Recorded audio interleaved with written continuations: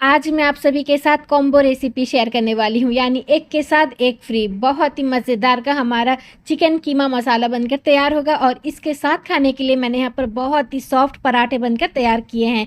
दोनों को बनाना बहुत ही आसान है। आप इसे माह रमज़ान में सहरी या फिर इफ्तारी के लिए बनाकर तैयार कर सकते हैं, या फिर आप इसे लंच डिनर जिस वक्त चाहें बना सकते हैं। बहुत ही सॉफ्ट पराठे बनकर तैयार होंगे और साथ ही कीमा मसाला खाने में बहुत ही मज़ेदार का। अस्सलामु अलैकुम, वेलकम टू माई जहाराज किचन। मैं हूँ जहारा। उम्मीद करती हूँ आप सब खैरियत से ज़रूर होंगे। तो चलिए इन दोनों की रेसिपी को बनाना स्टार्ट करते हैं।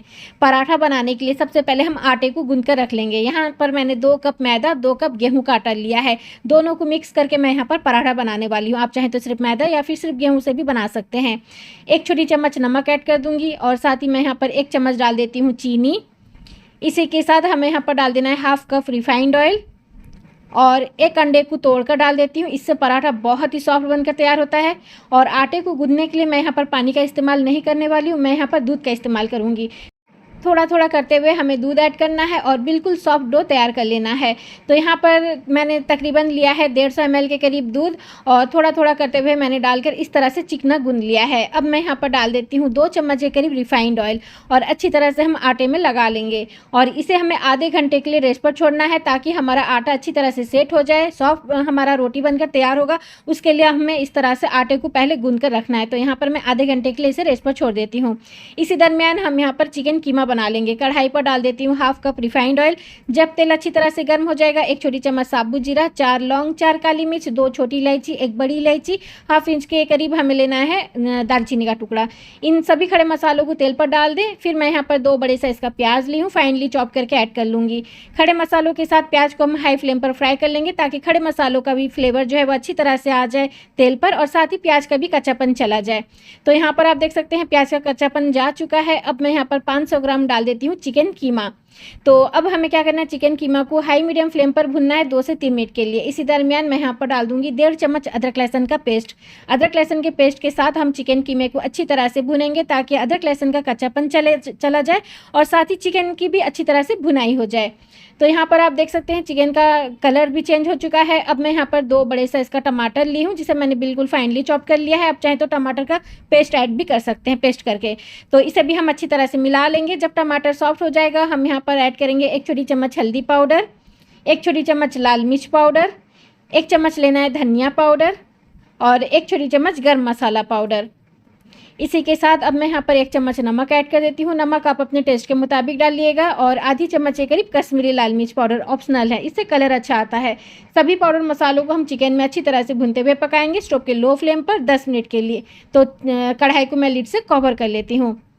बीच बीच में इसका लीड हटाकर आपको चम्मच चलाते रहना है। यहाँ पर 10 मिनट हो चुका है मसाले के साथ चिकन कीमे को पकते हुए। अब मैं यहाँ पर डाल देती हूँ, मैंने लिया है 4 हरी मिर्च और हम जो पकोड़े का मिर्च इस्तेमाल करते हैं वही पकोड़े का मिर्च को मैंने यहाँ पर 2 से 3 लिया है, ऑप्शनल है, आप चाहें तो स्किप भी कर सकते हैं, इससे टेस्ट भी अच्छा आता है। 1 चम्मच मैंने कसूरी मेथी लिया है, ड्राई रोस्ट करके इस तरह से पाउडर कर लिया है। इसे मैं अच्छी तरह से मिला लूँगी। अब हमें स्टोव के लो फ्लेम पर इसे फिर से 5 मिनट के लिए पकने के लिए छोड़ देना है। तो यहाँ पर 5 मिनट हो चुका है कीमा पकते हुए। अब मैं यहाँ पर थोड़ा सा पानी डालूंगी क्योंकि इस तरह से कीमा बिल्कुल सूखा है, पराठे के साथ खाने वाले हैं। तो यहाँ पर मैं थोड़ा सा 1 कप के करीब पानी डाल देती हूँ ताकि इसमें थोड़ा सा ग्रेवी बन जाए, पराठे के साथ रोटी के साथ खाने में अच्छा लगता है। तो चलिए अब हमें स्टोव के लो फ्लेम पर 3 से 4 मिनट के लिए इसे पकने के लिए छोड़ देना है। उसके बाद हमारा बहुत ही मज़ेदार का चिकन कीमा मसाला बनकर तैयार हो जाएगा।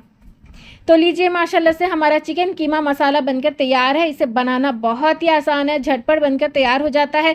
जब ये बनकर तैयार होता है इतना लाजवाब लगता है, आप इसे रोटी पराठा या फिर चावल के साथ भी खा सकते हैं। बहुत ही मज़ेदार का कीमा मसाला बनकर तैयार होता है। तो इस रेसिपी को ज़रूर ट्राई करके देखिएगा। तो यहाँ पर हमारा चिकन कीमा मसाला बिल्कुल बनकर तैयार है। तो चलिए अब हम पराठा बना लेते हैं। पराठे के लिए मैंने डो को पहले ही तैयार करके रखा हुआ है। यहाँ पर जो है ना डो बहुत ही सॉफ्ट हो चुका है। अब मैं यहाँ पर इसके गोले बना लूँगी। थोड़ा सा मैं यहाँ पर मीडियम साइज़ का गोला कर रही हूँ, थोड़ा सा मीडियम साइज़ का रखी हूँ ताकि पराठा थोड़ा सा मोटा भी रहता है और थोड़ा सा बड़े साइज़ का भी रहता है। तो यहाँ पर देखिए अब मैं एक गोला ले लूँगी और थोड़ा सा सूखा इस तरह से गेहूं का आटा मैंने लिया है, इस तरह से छिड़क कर थोड़ा सा बेल लूँगी, थोड़ा सा मोटा बेलूँगी इस तरह से। उसके बाद हमें यहाँ पर लगा देना है घी। तो इस तरह से फैला कर लगा दें और थोड़ा सा फिर से आटे को स्प्रिंकल कर लें, फिर इस तरह से फोल्ड करें, फिर से हमें घी लगाना है, फिर से थोड़ा सा आटा इस तरह से छिड़कना है, फिर इस तरह से हमें फोल्ड कर लेना है। मैं यहाँ पर स्क्वायर शेप में जो है पराठा बना रही हूँ, आप चाहें तो ट्रायंगल में बना सकते हैं या फिर राउंड में सिंपल सा बेल कर भी आप इसे ऑयल या फिर घी लगा कर सेक सकते हैं।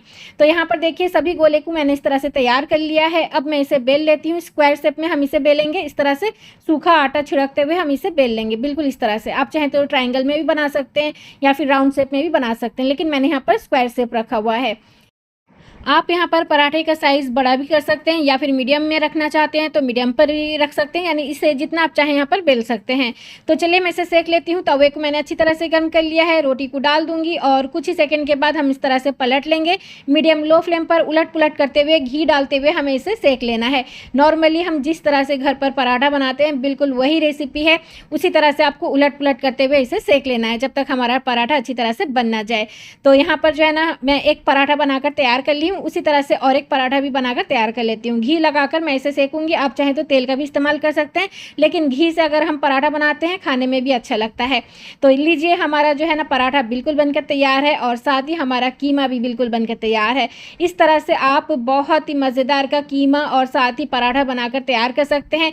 इसे आप ज़रूर ट्राई कीजिए। आप इसे सहरी के लिए बनाकर तैयार कर सकते हैं या फिर इफ्तारी में भी बना सकते हैं या फिर रमज़ान के बाद आप इसे लंच या फिर डिनर के लिए भी बनाकर तैयार कर सकते हैं।